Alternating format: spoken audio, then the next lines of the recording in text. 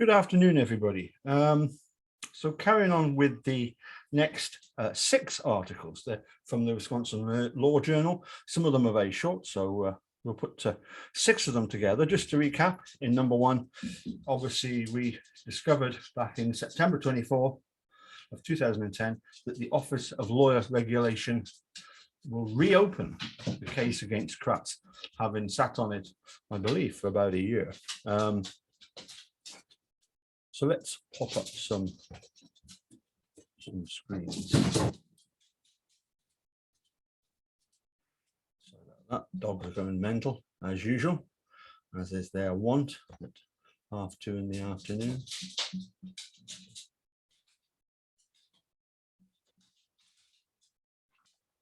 That's the one I want. First one up. Here we go. So as I say, just to give you a sort of time frame here, the previous article, as I say, was September the 24th, 2010. This is 10 days later, October the 4th, 2010. Calumet County DA Kratz, Kenneth R. Kratz. I would suggest the R stands for rapist, but anyway. A Wisconsin prosecutor who tried to spark an affair with a domestic violence victim has resigned. The Associated Press reported last month that Calumet County District Attorney Ken Kratz sent 30 text messages to a domestic abuse victim while he prosecuted her ex-boyfriend on a strangulation charge. Governor Jim Doyle began the process to remove Kratz from office about 2 weeks ago, which would be around about the same time as the Office of Lawyer Regulation reopened the case. His attorney said last week he would resign before this Friday. Kratz issued a statement to the media on Monday saying he has lost the confidence of the people he represents. He also apologized to his family for embarrassing them. So, oh goodness. Noisy dogs. Sorry about that. Anyway, let's move on to the next one. I say that was October the 4th, 2010. Yeah, the next one's quite interesting. Let's click on that one and bring that one up. This is the very next day in the Wisconsin Law Journal.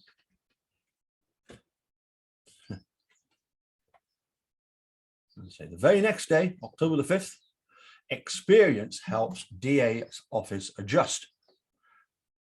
With the sudden departure of Calumet County District Attorney Ken Kratz after a number of accusations of unethical behavior, the county finds itself with just one prosecutor.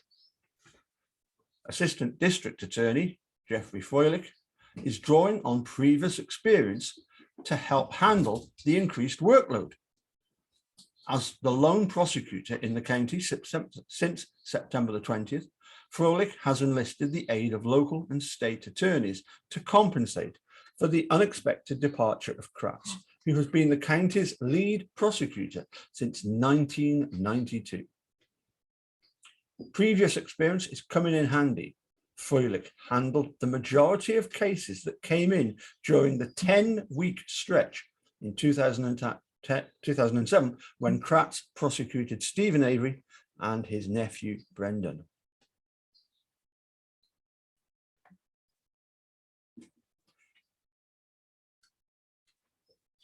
We made arrangements then and things went very smoothly, Froelich said. Basically, we're employing the same strategy now. That strategy includes calling on other agencies to help out. So far, 6 cases assigned to Kratz have been farmed out to surrounding counties, as well as to the Department of Justice.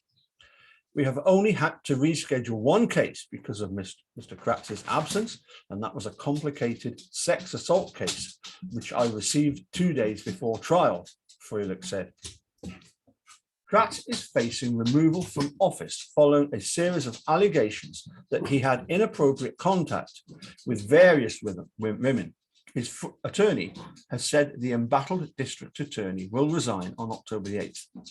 Froelich, who joined the office in 2001, said he will seek appointment to the position if it became available. Until then, he said his primary goal is to minimize delays until a permanent replacement is found.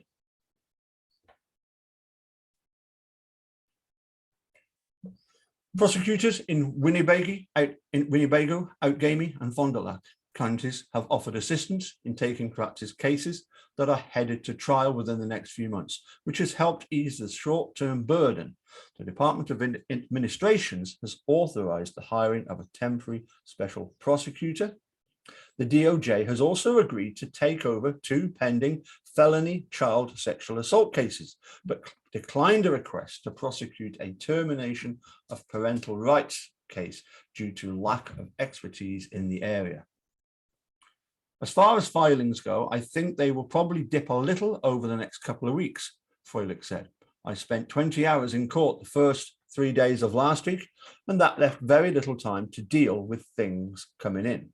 As the lone judge in the county, Judge Donald A. Poppy, said he routinely relies on visiting judges to help with his criminal caseload.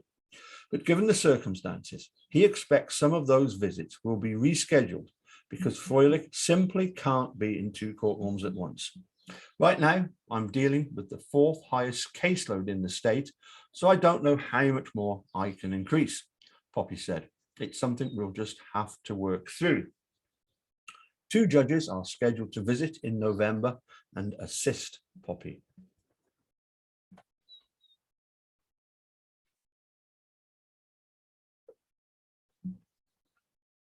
Appleton attorney Michael E. Rudolph regularly practices in Calumet County and said Kratz's absence has yet to adversely impact his scheduled court appearances. In fact, Rudolph said even when Kratz was in office, Froelich tended to prosecute the majority of the cases he defended, but he questioned how long the office could maintain its current pace. I don't see how in the long term 1 lawyer can continue to do the work of 2 lawyers, he said. Something will have to give, whether it's the cases that are prosecuted or the attention given to the cases. And there's details of the journalist. So let's move on to the next one.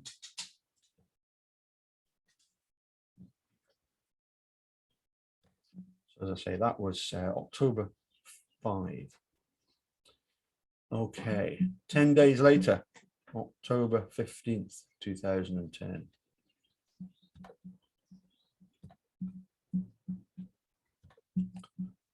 This one. State opens criminal investigation into Ken Kratz. This is where we start to see a pattern, very similar to Stephen Avery's. In Madison, Wisconsin, the Associated Press, Wisconsin has opened a criminal investigation into a district attorney who resigned after several women said he abused his power to seek sexual relationships. In a letter to the Associated Press on Friday, the Wisconsin Department of Justice confirms that former Calumet County District Attorney Ken Kratz is the subject of an investigation that could lead to charges. The agency's Division of Criminal Investigation last year concluded Kratz did not commit a crime when he sent sexually harassing text message to a domestic abuse victim. You see what I mean? There wasn't really any harm done. A bit like in Peg Lautenschlager dismissing Steve's case, because it was really nobody wanted to do anybody any harm. As I say, concluded that Kratz did not commit a crime when he sent sexually harassing text messages to a domestic abuse victim. That finding suggests the new probe centers on other allegations. I wouldn't be sure about that. The division asked the public last month to come forward with details of misconduct or illegal activity by Kratz. A message left with Kratz's attorney was not immediately returned. A Justice Department spokesman says he cannot comment on the nature of the investigation. There we go. Let's move on to the next one. So that was state opens criminal investigation.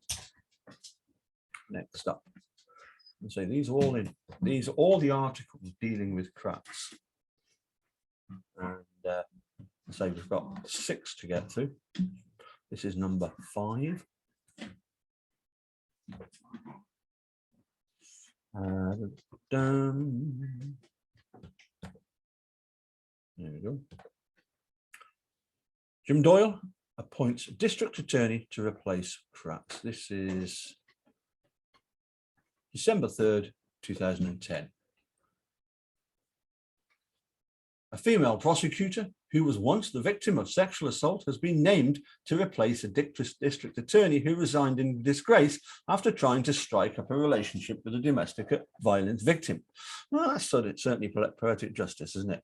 Governor Jim Doyle announced the appointment of Geraldine Deitz as Calumet County District Attorney on Friday. She replaces Ken Kratz, who resigned in October after Doyle started the process to force him out. Kratz acknowledged sending text messages to Stephanie Van Grohl as he prosecuted her ex-boyfriend. At least 4 other women have said Kratz made inappropriate sexual advances towards them. Deitz will begin her term on December the 19th, but will be up for re-election in 2012. Doyle says Deitz is a strong prosecutor who will restore the community's faith in the office. And that's all. That's all that was written about that one.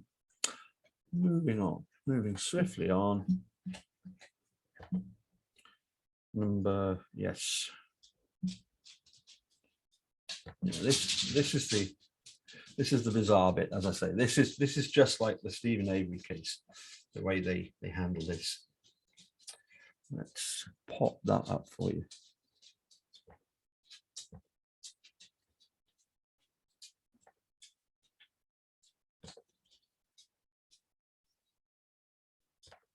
And hopefully the doggies have settled down. We've got 3 of them at the moment: Jock, Luna, and Darcy. And like I said, isn't this typical of the state of Wisconsin? Former Wisconsin prosecutor Kratz won't face charges over sexting update.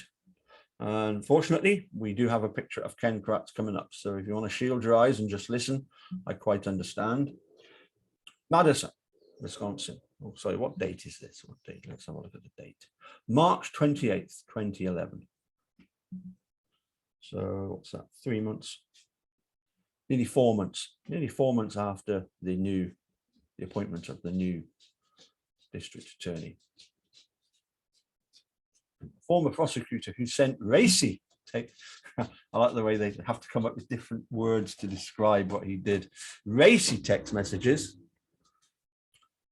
to a domestic abuse victim will not face criminal charges over misconduct and sexual assault allegations levied by more than a dozen women, the Wisconsin Justice Department announced Monday.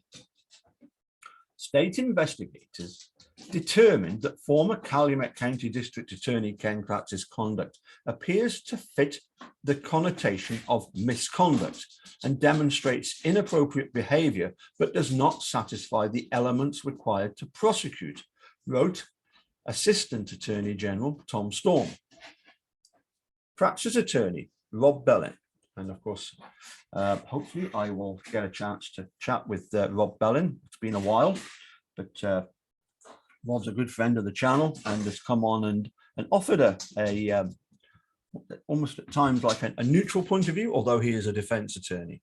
So Kratz's attorney, Rob Bellin, also Rob Bellin was one of the experts, lawyers that they got to explain aspects of the of Steve's trial. I think most of you will remember seeing Rob. Also, he plays very good lead guitar in a band called Mistrial, which I believe also features a bit like Alibi, the band that Kratz and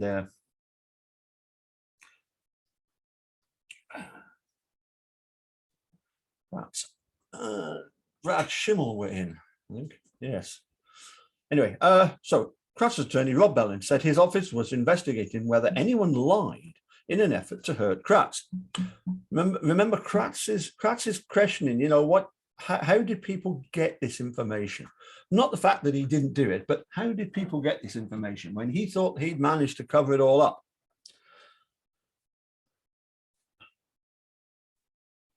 I think it's obviously the right decision, Bellin said, of not filing charges. I don't think we were that worried about it. We think that there were statements from individuals who came forward who were not completely truthful. Now, Kratz resigned from his $105,000 per year position in October after the Associated Press reported he had sent 30 text messages trying to strike up an affair with a domestic abuse victim while he prosecuted her ex-boyfriend on a strangulation charge. Kratz, who was 50 at the time, called 26-year-old Stephanie Van Groll a hot nymph and asked if she was the kind of girl that liked secret contact with an older married DA. Van Groll complained to police and Kratz was removed from her ex-boyfriend's case. The Justice Department investigated at the time, but decided not to file charges. Kratz was instead ordered to self-report the text messages to the Office of Lawyer Regulation, a separate state entity that reviews attorneys' conduct. The office declined to discipline Kratz, saying he hadn't violated any rules. And remember, of course, that Kratz was also the chairman of the Crime Victims' Rights Board, which he seemed to take great delight in telling everybody that he was this really good guy. And you'll never guess who one of the members of the Crime Victims' Rights Board was. Yeah, you've guessed it. Judge Anjali Superwich. Anyway, pressure mounted on Kratz to resign after Van Groll's allegations became public. Then Governor Jim Doyle began removal procedures and other women came forward with accusations. The Justice Department and the Lawyer Regulation Office both reopened investigations. The Justice Department on Monday released its case summary, which said Van Groll was among a dozen or so women who complained about Kratz. 2 claimed they had sexual contact with Kratz, 5 alleged misconduct in office, and 1 alleged Kratz improperly told her about a search warrant. The remaining complaints didn't include an identifiable criminal offence, the report said. But bizarrely, one of them was where he took one of his women that he picked up through being the DA, insisted that she wear a skirt and like high heels, and took her to something like an autopsy or something. You know, I mean, that would really impress the women, Kratz. Now, Tom Storm, who led the investigation, wrote that one of the alleged sexual encounters occurred in 1999. Wow, shows you how far back that was going. And in fact, he took office in 1992, and I think he was formerly an assistant district attorney in, I think it was Marinette County. And there was even suspicions and allegations going way back to then of Kratz's behavior. Storm, who led the investigation, wrote that one of the alleged sexual encounters occurred in 1999 and the statute of limitations had expired. The other sexual contact complaint contained insurmountable proof problems, Storm wrote, adding,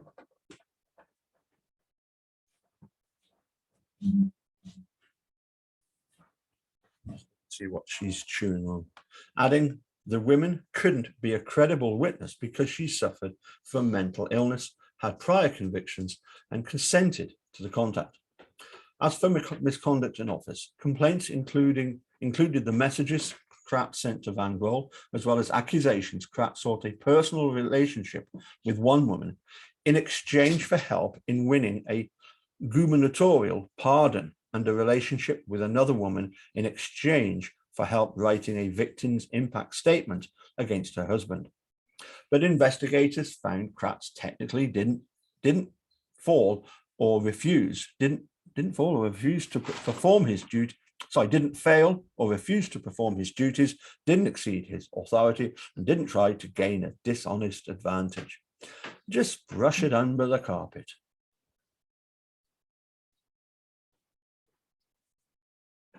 A woman also alleged that while she was out to eat with Kratz, he was on the phone with investigators discussing a search that was underway, possibly in connection with a search warrant. Wisconsin law prohibits premature disclosure of a search warrant's existence, but the woman couldn't say that Kratz actually disclosed a warrant existed at any time. There is no reasonable possibility that further investigation will reveal evidence establishing the elements of a criminal offence, Storm wrote. There are no further leads to pursue and the file should be closed. Separately, Van Grohl has filed a federal civil lawsuit accusing Kratz of sexual harassment. That case still is pending. Van Grohl's attorney, Michael Fox, didn't immediately return a message Monday. As you can see, the state just brush it under the carpet, and then Stephanie has to take out a federal civil lawsuit, just as Steve was doing against Tom Kasurik and Dennis Vogel. But of course, as we'll see as we go through these articles, things get very, very nasty, quite vicious. And when you multiply that 100 times by the severity of what Kasurik and Vogel were facing in Steve's case, you compare that with what Kratz has to endure in his case, you realize, just how desperate Manitowoc Sheriff's Department and District Attorney's Office were. Anyway, one more to go. So that was March 28th, 2011. And we've got one more to go, and that is this one here. And this is April Fool's Day, April the 1st, 2011.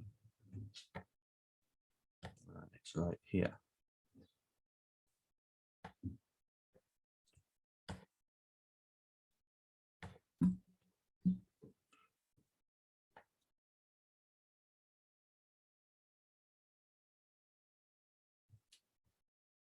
Again, unfortunately, we have another picture of Ken Kratz.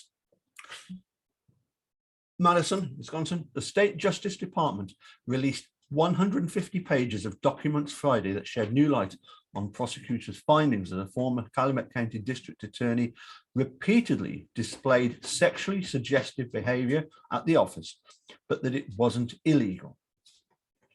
The Justice Department said Monday that it does not plan to charge Ken Kratz with sexual assault or misconduct in office after investigating claims from more than 24 women who alleged Kratz sent them sexually suggestive messages.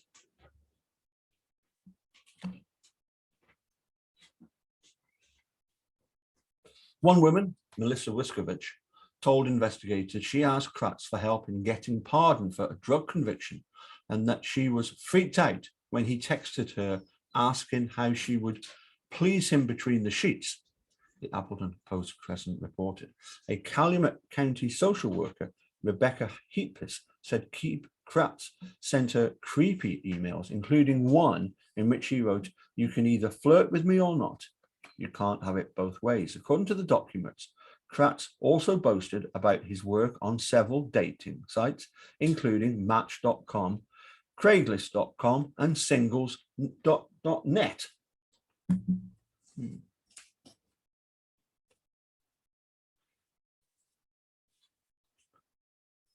Singlesnet.com.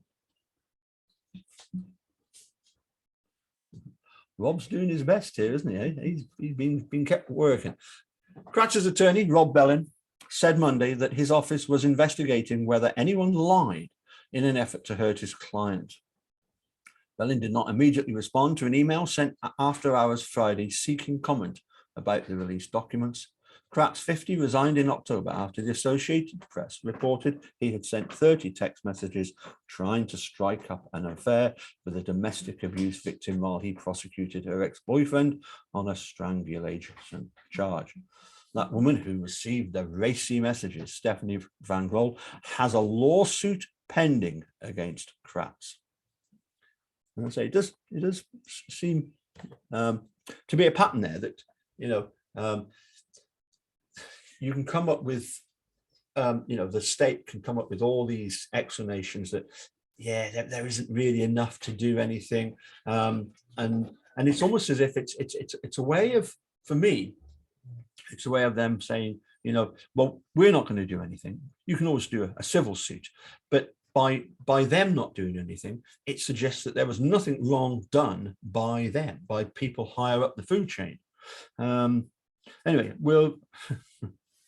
that was number 7 of 28 articles over the, well, actually the last one is by Michael Caccini, and there is one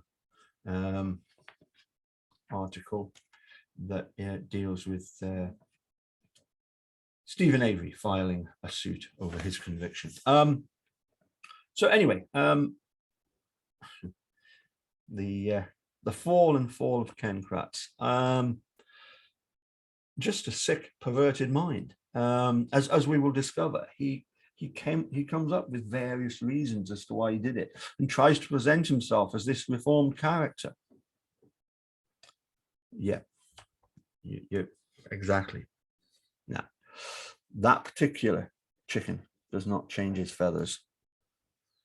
He's a coward that hid behind his office, and even in some of the messages was sort of threatening the Office of Law Regulation over the fact that, you know, he was the one that had done the deed of getting Stephen Avery's conviction, and that they would need him to, you know, to continue while the Stephen Avery process goes through the appeal stages. Just an evil person, to which, as I say, it does get vicious. It does get vicious when you know, when Kratz, it's his steady slide down, the fall of Kratz. Anyway, I'm going to shut up, say cheerio, get on, do some work, see what these doggies have done, and catch you all again soon. Bye for now.